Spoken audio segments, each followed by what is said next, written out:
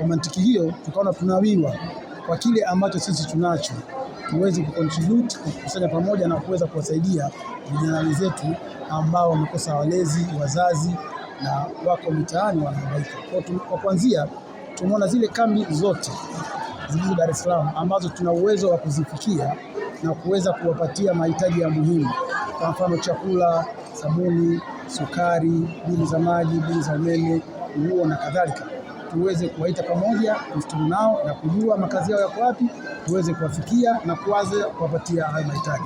Tumeanza leo, lakini dhumuni letu ni kuwa endelevu, kwamba tuishi leo. Kila tunapopata nafasi, kila tunapoona kuna dimani, tutakaa kwa pamoja kuweza kuwafikia. Hisani taasisi ambayo imeanza ndani ya siku 20 zilizopita. Lengo letu ni kusajili taasisi ifahamike kisheria kama mlivyoona leo tulikuwa na mkoa, na inshallah panapo majaliwa tumemwomba mlezi wetu, kwa pamoja tunaamini tutafika mbali kuweza kuwafikia wote ambao wanahitaji. Makundi yapo mengi kama wanavyosema, lakini vile vile watu wenye kuweza kutoa msaada wako wengi. Kwa mfano kama sisi tumeona leo tuko na State Oil, tuko na GSM, tumeweza kuwafikia kwamba hao wana uwezo watupitishie kwetu tuweza kuwafikia makundi mengine.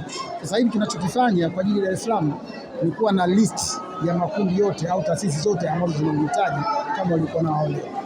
Kwa nguvu yetu na kwa nguvu ya watu wengine wenye uwezo, inshallah tutawafikia.